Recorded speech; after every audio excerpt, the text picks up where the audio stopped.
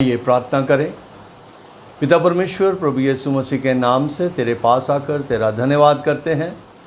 रात भर तूने हमारी हिफाजत की है, एक नया दिन दिया है और आँख खुलते ही तूने प्रभु जी अपने वचन को हमें दिया है। हम तेरा धन्यवाद करते हैं। इसको जब हम प्रभु जी सुनते हैं, सहायता कर ताकि हम वचन को बहुत अच्छे से समझें और उसके अनुसार अपने जीवन को व्यतीत करें। धन्यवाद के साथ प्रार्थना यीशु के नाम से मांगते हैं, आमीन। सुबह की बरकत यानी यीशु की बरकत प्रोग्राम में हर रोज़ की तरह आज भी मैं आपका स्वागत करता हूं। इन दिनों में हम प्रभु भोज के बारे में, होली कम्युनियन के बारे में सीख रहे हैं और मैं प्रभु का धन्यवाद करता हूं कि आप में से बहुत से लोग इस वचन के द्वारा आशीष पा रहे हैं। मुझे भी बहुत आशीष मिल रही है। प्रभु का धन्यवाद हो। आज इंग्लिश का भी प्रोग्राम आप देख सकते हैं। सो आप जो चाहते हैं कि इंग्लिश का भी प्रोग्राम देखें, मैं आपसे अनुरोध करता हूं कि आपको बहुत आशीष मिलेगी। ज़रूर अपना समय जो है इन दोनों प्रोग्राम्स को सुनने के लिए, देखने के लिए आप व्यतीत करें। आइए पहला कुरिन्थियों उसका 11 अध्याय और उसके 27 वचन से आगे हम देखते हैं कि पौलुस रसूल हमें क्या सिखा रहे हैं। यहाँ पे 27 वचन में इस तरह से लिखा है, इसलिए जो कोई अनुचित रीति से प्रभु की रोटी खाए या उसके कटोरे में से पिए, वह प्रभु की देह और लहू का अपराधी ठहरेगा। इसलिए मनुष्य अपने आप को जांच ले और इसी रीति से इस रोटी में से खाए और इस कटोरे में से पिए, क्योंकि जो खाते पीते समय प्रभु की देह को नहीं पहचानते, वह इस खाने और पीने से अपने ऊपर दंड लाता है। इसी कारण तुम में से बहुत से निर्बल और रोगी हैं और बहुत से सो भी गए हैं। यदि हम अपने आप को जांचते तो दंड ना पाते, परंतु प्रभु हमें दंड देकर हमारी ताड़ना करता है, इसलिए कि हम संसार के साथ दोषी ना ठहरें। अनुचित रीति, अनवर्दली, अनवर्दी नहीं, अनवर्दली, जो इस चीज़ को समझते हुए उसके अनुसार नहीं करते, उनके लिए इस बात को कहा गया है कि अनुचित रीति से। और जो अनुचित रीति से प्रभु की देह में शामिल होते हैं, उसकी रोटी को और उसके लहू को पीते हैं, वह प्रभु की देह और लहू का अपराधी ठहरेगा। इसलिए हमारे लिए, जो हम प्रभु यीशु मसीह पर विश्वास करते हैं, हमारे लिए बहुत ही ज़रूरी है कि हम इस पूरी शिक्षा को बहुत अच्छे से जान लें और उसके अनुसार ही हम चलें। प्रभु की मेज़ में शामिल होने के दो कारण हैं। एक तो हम प्रभु को याद करते हैं क्योंकि प्रभु ने आज्ञा दी है कि मेरे स्मरण के लिए यही किया करो। और दूसरी बात जो है, जब हम प्रभु भोज में शामिल होते हैं तो हम एक दूसरे के साथ अपनी सहभागिता बढ़ाते हैं। और अगर हम प्रभु भोज ले रहे हैं, प्रभु के शरीर को खा रहे हैं और उसके लहू को पी रहे हैं और आपस में सहभागिता नहीं करते, तो हमारे लिए भी विचार करने वाली बात है। हमें ज़रूर इस बात पर विचार करना है कि क्या मैं अनुचित रीति से तो परमेश्वर की मेज़ में शामिल नहीं हो रहा, या हर एक चीज़ को जानते हुए, उसको पहचानते हुए मैं प्रभु की मेज़ में शामिल हो रहा हूँ। अजीज़ों, किसी भी तरीके से कोई ये ना समझे कि वो प्रभु की मेज़ में शामिल ना हो। उस मेज़ में शामिल होना बहुत ही ज़रूरी है उस व्यक्ति के लिए जो यीशु के लहू से खरीदा जा चुका है। 28 वचन में पौलुस रसूल इस तरह से कहता है, इसलिए मनुष्य अपने आप को जांच ले।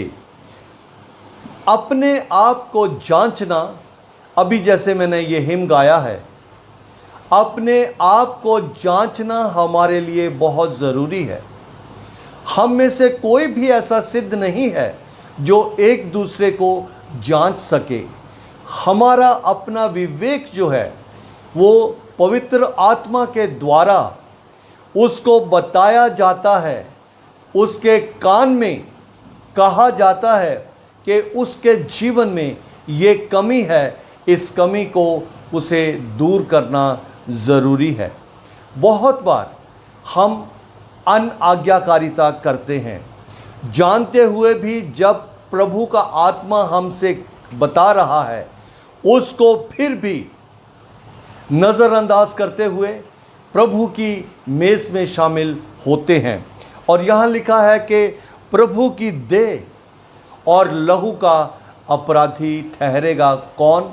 जो अनुचित, अनवर्दली परमेश्वर की मेज़ में शामिल होता है, प्रभु की मेज़ में शामिल होता है। अपने आप को जांचना, बहुत जगहों पे ऐसे है कि उस दिन जाकर किसी व्यक्ति विशेष के सामने अपने सारे पापों को बताना पड़ता है कि मैंने ये पाप किए हैं या ये मुझसे गलतियां हुई हैं, तो वो माफ़ करता है। माफ़ करने का अधिकार जो है, और ये सारी बातें जो हैं हमें इस वचन में से सीखने की मिलती है कि परमेश्वर माफ़ करता है। उन चीज़ों को हमें भी एक दूसरे के जो कसूर हैं वो माफ़ करने के लिए कहा गया है। लेकिन जब हम प्रभु की मेज़ में शामिल होते हैं, हमें अपने आप को जांचना बहुत ही ज़्यादा ज़रूरी है। जब हम उस रोटी को खाते हैं और उस कटोरे में से पीते हैं, क्योंकि जो खाते पीते समय प्रभु की देह को ना पहचाने, वह इस खाने और पीने से अपने ऊपर दंड लाता है। खाने और पीने से वो अपने ऊपर दंड लाता है। आगे 30 वचन इस तरह से मुझे और आपको सिखाता है, इसी कारण, और कोई कारण नहीं है, ज़्यादा कारण नहीं है, सिर्फ एक कारण। वो एक कारण क्या है कि प्रभु की देह को और प्रभु के लहू की महत्वता को ना समझना। एक कारण से क्या होता है? इसी कारण, ज़्यादा नहीं, इसी कारण तुम में से बहुत से निर्बल और रोगी हैं। यानी कि मुझे और आपको अगर इस शरीर की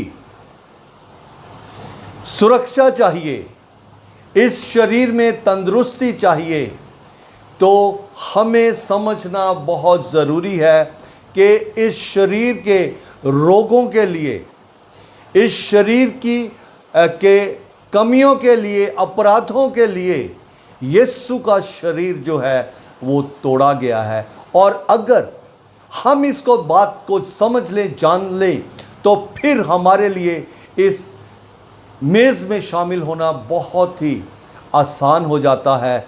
हम अपने बीमारियों के लिए उस रोटी का इस्तेमाल कर सकते हैं, क्योंकि वो हमारे रोगों के लिए, हमारे अपराधों के लिए तोड़ा गया, घायल किया गया। अजीजों, यहाँ लिखा है कि बहुत से लोग इस बात को ना पहचानने के कारण कमज़ोर हैं। कमज़ोरी कहाँ कहाँ है? उनके शरीर की कमज़ोरी है, उनकी आत्मिकता की कमज़ोरी है, क्योंकि उन्होंने इस उत्तम विषय को, इस उत्तम शिक्षा को नहीं सीखा या नहीं समझा। बहुत से लोग जो हैं, वो लिखा है कि निर्बल और रोगी हैं, और बहुत से सो भी गए हैं। कारण उस रोटी को और उस लहू को ना समझने के कारण बहुत से लोग जो हैं अपनी उम्र से पहले ही सो गए हैं। ये मैं नहीं, परमेश्वर का वचन कह रहा है। इसको और ज़्यादा गहराई से हमें देखने की ज़रूरत है। हमें अपनी उम्र को, जो हमारे लिए परमेश्वर ने ठहराई है, उसको जीना है। उसको जीने के लिए जो परमेश्वर ने हमारे लिए रखा है, उसको हमें अपनाना है। अगर हम शारीरिक रूप से बीमार होते हैं तो हम एक दिन में जैसे डॉक्टर कहता है उसी तरीके से हम मेडिसिन लेते हैं। हम विश्वासी जब हम इस बात को जानते हैं, या अब हम जब इस बात को जान रहे हैं, तो हमारे लिए कितना ज़रूरी है कि हम अपनी शारीरिक चंगाई के लिए, हम अपनी आत्मिक चंगाई के लिए जो प्रभु ने हमारे लिए चीज़ मुहैया की है, उसका इस्तेमाल करें, ये जानते हुए कि उसका शरीर मेरे रोगों के लिए तोड़ा गया, मेरे पापों से छुटकारा देने के लिए उसका लहू जो है बहाया गया। यदि हम अपने आप को जांचते तो दंड ना पाते। अजीजों, अनुचित रीति जब हम जानते हुए उस बात को इग्नोर करते हैं तो दंड पाते हैं। हमें दंड इसलिए मिलता है क्योंकि परमेश्वर हमारा प्रेमी परमेश्वर है, वो हमारा स्वर्गीय पिता है, और पिता अगर उसका बच्चा सही ट्रैक पे नहीं चलता तो उसको डांटता है। अब हमें इस बात को समझना बहुत ज़रूरी है कि प्रभु भोज में पहली कलीसिया किस रीति से मिलती थी।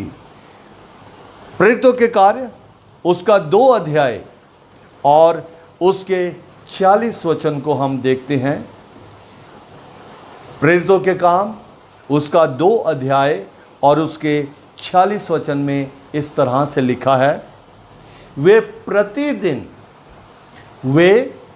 प्रतिदिन एक मन होकर मंदिर में इकट्ठे होते थे और घर घर रोटी तोड़ते, आनंद और मन की सधाई से भोजन किया करते थे।